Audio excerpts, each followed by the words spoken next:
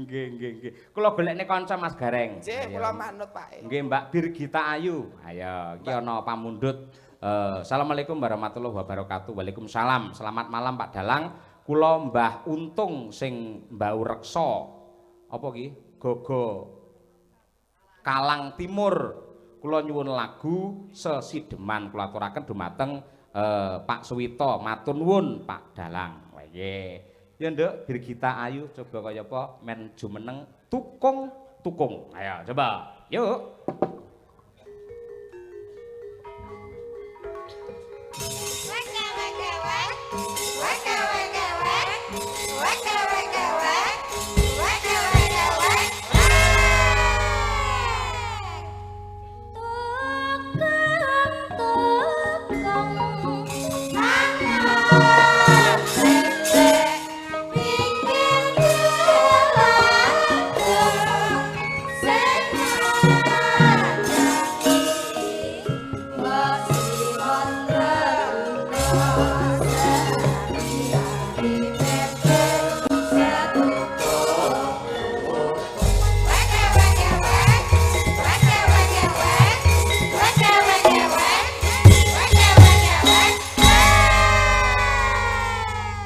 Monggo Pak Gareng niku pun entuk kanca niku. Sugeng dalu wong ayu.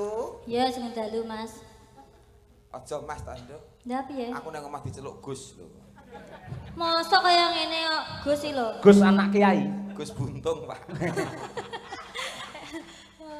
Sugeng dalu Cahayu. Ya sugeng dalu Mas Gareng. Lak ya pinaringan sehat to. Sehat. Sedulur mriki kersane pirsa. Nggih. Wis ping pira sowan anu menghibur ana ing laladan ngimput.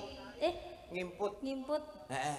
Purwosari dusune ngimput. Wis ping pira? Nembe sepisan iki. Nah, lagi pisan iki ben kenal. Berarti dadak kenalan. Loh iya, pepatah mengatakan tidak kenal maka tidak nikah. Tidak sayang. Loh, wong kenal kok mung disayang tok ki lelaki apaan? Nek nyet wong lelaki tenanan yo nikah apa kenal terus dinikah, ora disayang tok. Ngono ya.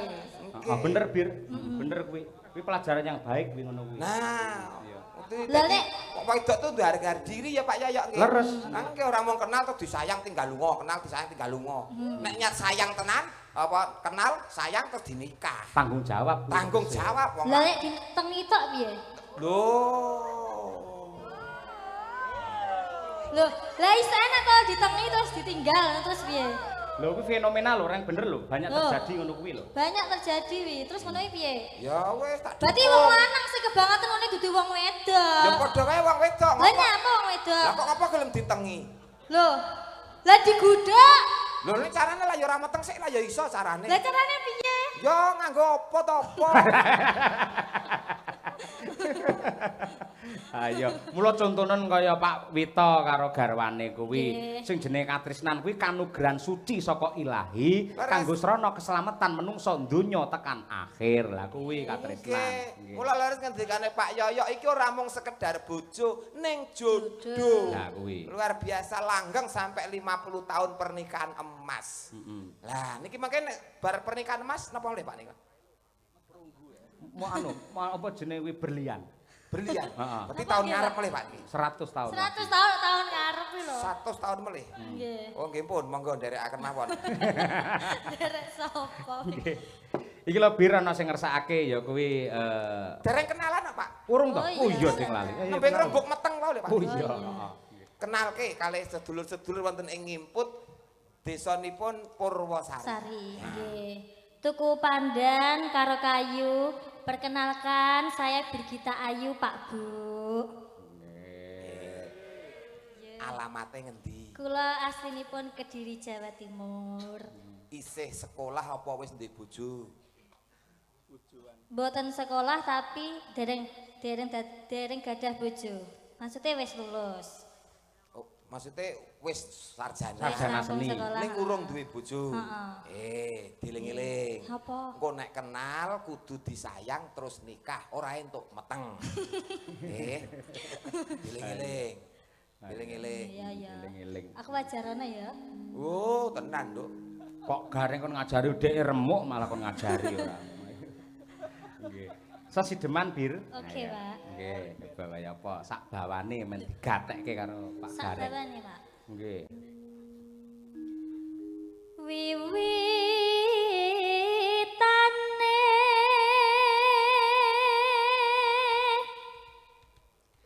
anderek sang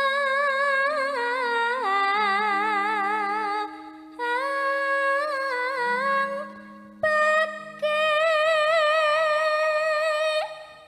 Artekno ngene iki, Mas.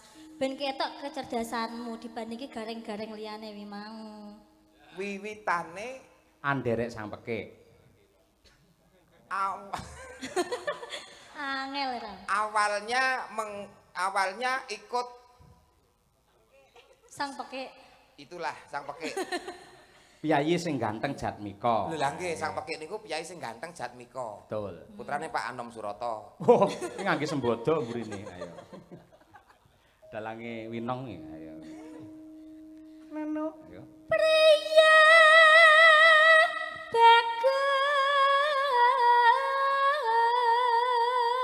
bagus kang ngolah budaya.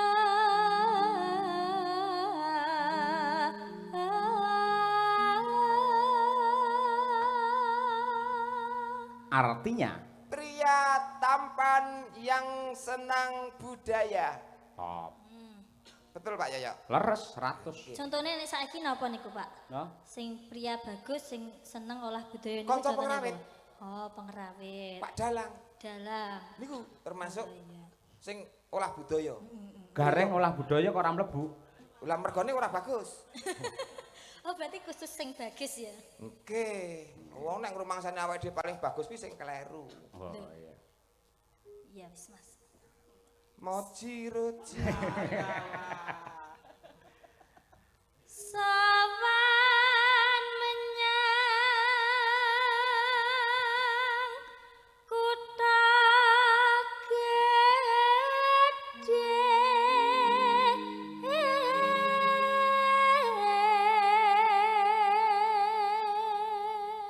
Artinya Datanglah ke kota besar. nah ya. Wah, aku angger apal ngono gleling kok, Pak. Pripun? Angger apal ngono banter gleling ngoten. Lah ora apal. Nek apal pucet ngoten, Pak. Lah wis pucet no sampean. Heh, Lagi wis pucet. iki ora, iki pancen ora kira pucet iki, keputihan. Ah iya. Ya Bir. Bandarat terus kayung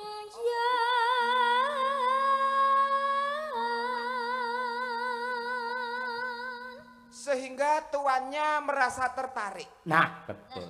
Kulok, Pak. Nggih. Pripun lulusan Eskari ngeten iki, Pak. sarjana karawitan sampean. Sarjana Mas. karaoke, Nduk. Malah ora. Selendang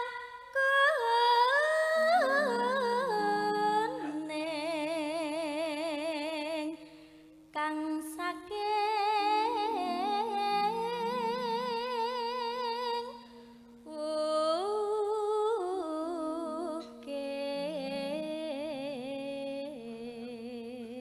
ukir. Artinya Selendang kuning yang dari gunung. wah ya wukiri gunung ya. Nggih. Maksudnya piye kok selendang kuning kok saka gunung iki? Lah kowe ra iso to?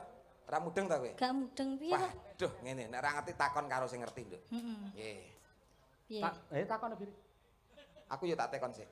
Selendang kuning saking mukirne napa? Lah kok ora kok jawab piye? Lah kula mboten iso, Pak. Saya muni piye mau? Nek ra iso takon Takon sing- wajib takon karo sing ngerti. Ah. Lah dek bir kita kan tanglet kula. Ah. Kula lak ora ngerti, lah kula tanglet pake. Takon sing ngerti. Nggih. Oh iya, aku ngerti. Lah nggih kula tanglet pake. Selendang kuning saking wukir niku napa, Pak? Selendang kuning itu adalah gambaran seorang wanita Jawa yang cantik yang berbudaya yang asalnya dari pegunungan. Terjemahane dawa ya Pak selendang kuning niku. Ben cetha. Oh lah nggih. Heeh. Niku wau, kata-katane niku wau, Nduk. Jadi selendang kuning adalah gambaran seorang wanita Jawa yang cantik yang dari pegunungan. Nah, kuwi. Betul Pak? Betul 100. Tak eling-eling. Piye mau piye? Selendang kuning kang saking piye? Adalah pripun Bapak? Ketara wis tuwek ngono wis lali ora. Metu ki aja ditekokke meneh. Kok ngenteni sik nek wis bar metu ki ngenteni sik. Ngenteni aku hening tenang kok iso mikir meneh. Lagi iso metu neh. Heeh. Sing metu apa nih? Pikirane lho, pikirane. Oh, pikiran. Malah ora. Bar metu kok kon metu neh. Suara kurang permana. Suara kurang begitu jelas. Ya. Ning wasesa ngungrum.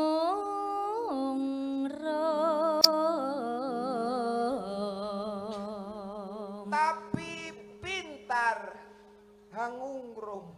Loh, lah iya piye apa artine? Hangungrum itu menarik hati. Oh, berarti pinter menggoda ngono. Lah, ngono karepku ngono ya. Merayu. Merayu Oh, lho, merayu. merayu. Merayu sehingga menarik hati, ngoten lho. Arep ngomong rono kok angel men. Niku, Dik. Waduh. Artinya niku, Dik. DIY Yogyakarta dan sekitarnya. DIY kae ora. Terus Bir? Angung romarang bendara. Merayu kepada tuannya. Berarti sing wedok meng selendang kuning kang saking wukir meng Heeh. kuwi Kuwi pinter Merayu. merayu terhadap tuannya. berarti wis sing kleru sapa? Sing kleru, ora ana sing kleru, Nduk. Oke ana sing kleru. Ora ana sing kleru, pancen donya ki ana sing dirayu, ana sing ngerayu. Oh. Nggih ta, Pak? Lah, kaya Pak Yoyo karo Bu Kesi iki nek ndek ben Pak Yoyo iki ora ngerayu Bu Kesi, ya ora dadi. Oh. Ora ngono. Ora ngono. Sing rayu Bu Kesi mbiyen ki. Oh, berarti kualik, mula aku ora nembus. Oh ketara tukang udu nomor kuwi ora. Kula pun boten, Pak, pun boten. Syukur lek wis ra udu. Mung titip. Wis kancane lek kuwi ora. Ya Bir. Ya Sulistya pijer ngencangake alis. Ayo, apa artinya? Dia Sing isi-isi Sulistya. nih. Diah Sulistya adalah perempuan yang cantik. Hah? Ngincangke alis itu memberi kode. Ayo. Signifikannya piye dengan alis? Piye? Ngono, Pak. Ping, ngono, Pak. Piye? Ngono, nek. Lah, kok sandas? Nek ora ngono ora iso, Nduk. Kudu ngene. Aku ngene iki ndasku melu kabeh, Nduk. Ayo. Ngincangke alis ngoten niku. Terakhir, yuk. Terus no sesideman.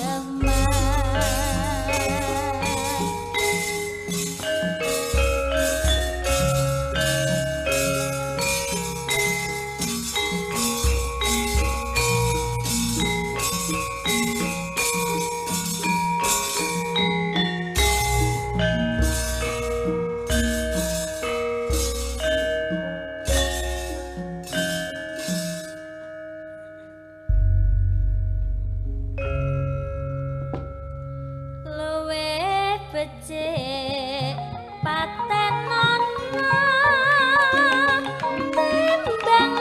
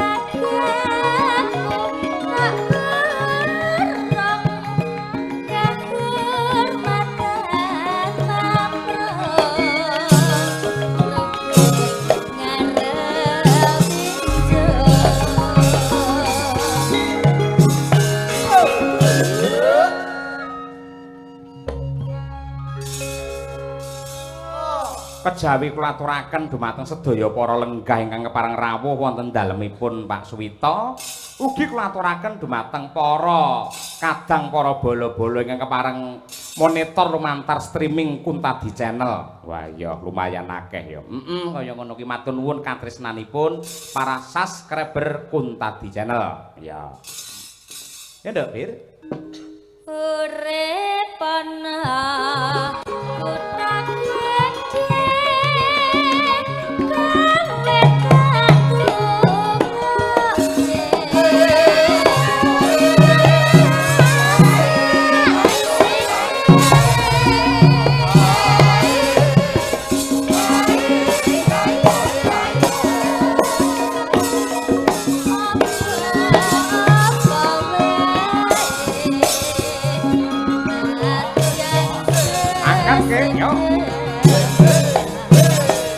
Oh.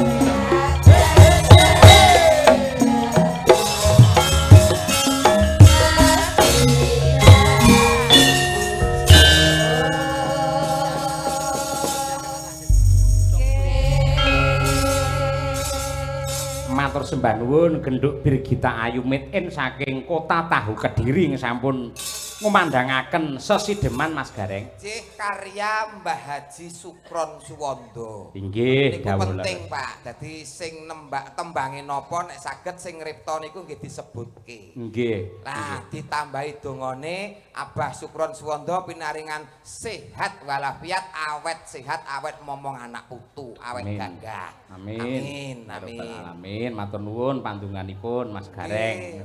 Alhamdulillah nggih. Nggih. Ora wengine iki kula ya campur sari awane ra apa-apa. Awan mangke kangge anu kerja bakti kali gerak jalan. Esuk elektron Pak, kula mengke esuke. Jalan sehat. Nggih, sidane niku mengke mboten kerja bekti, mboten jalan sehat, nggih mboten wayangan, Pak. Ngoten. Lha maksude? Sisan ngen padha sing ora mangane, Pak. Ya aja mutung ngono kok ya. Melu, Pak, melu kok. Amin, amin nggih. Bapak Suratman, nggih. Serangan nggih. Serangan Sukorjo minta gending. Serangan, Pak. Serangan. Serangan nggih. Serangan, serangan, Pak. Nggih. Lah iya. Iki jane wis enek tandane aku sing kleru sing maca. Lho lah nggih. Serangan. Nggih. Senes serangan. Lah bedane apa? Beda, Pak. Lah serangan itu adalah suatu agresi militer, itu namanya serangan. Heeh, lek serangan. Serangan niku nggih, menika nama desa, Pak. Nama desa. Oh. Dong ora? Ora dong aku. Nggih. Seraki musik. Nggih, ngersakaken sambel kemangi Roro Jonggrang. Sekian, terima kasih. Sembah nuwun.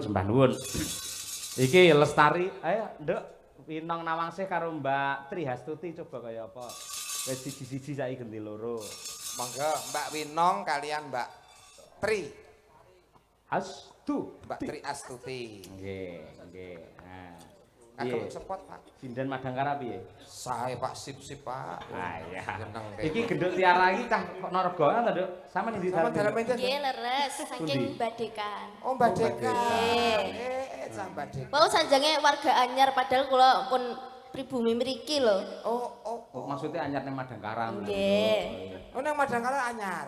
Nggih. Oh, ya betah ya, Nduk, nang Madangkara. Lah ten napa kok ngoten niku lho? Yogane bagus-bagus kok. Wis kedan lho. Ya. Bagus-bagus enem-enem sedaya. Madangkara ki nek yoga apa tuwon langsung diyasinke kok. Ya ora kaya. Nggih. Kaya Anu betah. Pak Edalang nggih. Nggih. Asmane Pak sinten? Pak Marsudi. Oh, jenengan. Gusti Allah delondonge Marsudi ya kowe iki. Kenapa? Masyaallah Kenal, Reng? Lah halah. Jenengmu si sapa Nduk kae? Sinten Pak Mau? Tiara, Tiara. Mutiara. Gusti Allah, Mutiara Kenapa? nek Marsudi. Iki bapak, Nduk. Lah, iki ta, Pak? Marsudi lak mau meneruskan perjuanganku. Walah. Ora. Lah bapak ya nyangoni kok. Lagi. Nyangoni Lagi mon golek, Nduk, boten. lagi golek. Aku ora mbok anggap pakmu ora apa-apa. Winong iki saka Tulungagung. Tulungagung, Ya, Ji. Karo Mbak Tri Astuti coba berdiri berpacu dalam melodi. Melodi, biar tak asik. tang. Oke.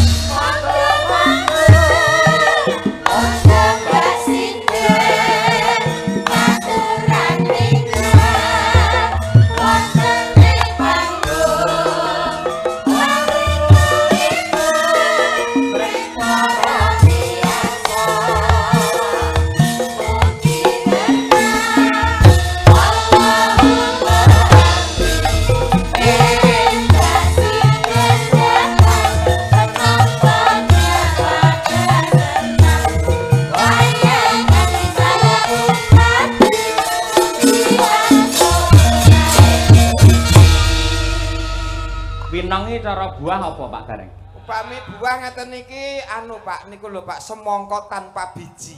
Wah. Sing nek dibuka sigar biar niku terus ketes-ketes Pak. Ku semangka tanpa biji. Ora usah disigar, niki nyawang tok mawon kula pun ketes-ketes. Lah iki genduk putrane Pak Marsudi iki cara buah. Anake Marsudi niki apel Pak. Apel Washington.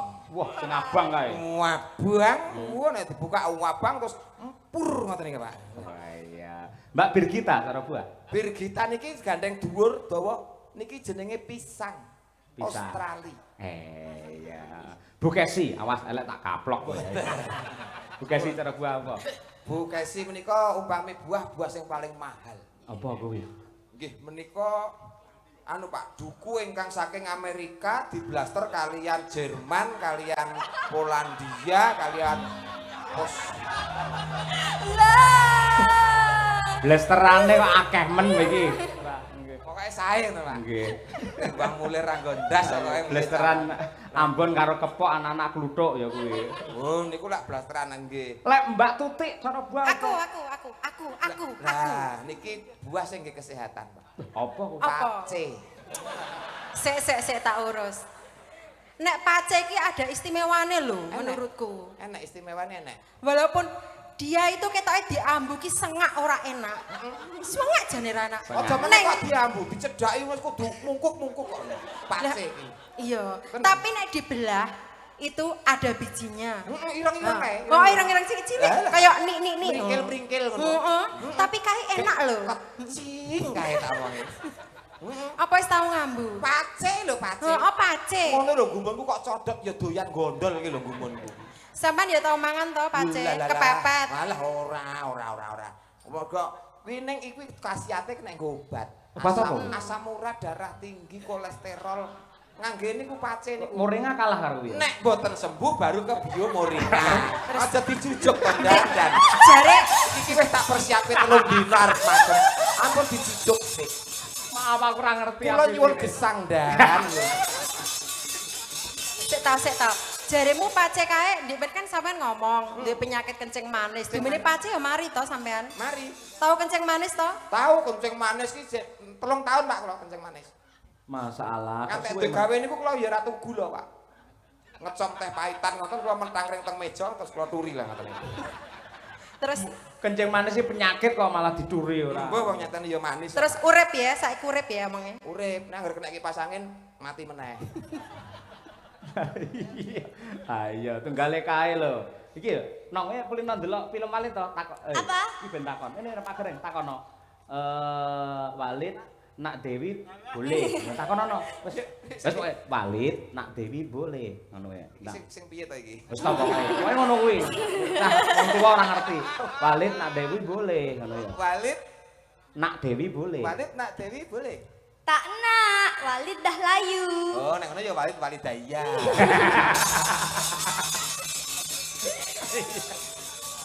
Heeh. Coba Lestari mundhut saka Iku sing piye to Pak niku? mula kowe buka TikTok gur live ae kowe ora ya ngerti. Saka Walid daya barang Buma kamar bayani Sofiro barang ki apa? Iya. Nggih. Pamundhut saking Bapak Kepala Desa Lestari semoga terjalin kerukunan yang hebat penuh dengan gotong royong warga masyarakat Purwosari selalu lestari. Oke. Purwosari beda pendapat ora pegat. Betul. Purwosari beda penemu ora padu. Leres. Purwosari beda pilihan ora bakal rusak sing bebrayan. Tepuk tangan warga masyarakat Purwosari. Wah, gareng ngelem tanggal 20 ben dijak. Kudu Pak, nek mboten dijak nusul. Oh, ngeyel kula Pak. Siapa yang membayar? Ya ora njaluk. Oh, ndak nyeluk. Wah, kok wis Ikhlas. mampu. Wong ikhlas. Wis mampu. Wong cukup ya. Mong kepengin ketemu Pace aku. Ah, ngerti pace kuno ora iso mulih sampean. Aduh. Nah, delok wae. Sampeyan apa nyemoni aku? Kuwi ora ngerti Seneng ku lho. khasiate pace. Seneng Ora ku bakal singen kan mulih ya. kowe. Anggere wayah mene wis wayah tawa-tawa seneng. Raketan duwene Pace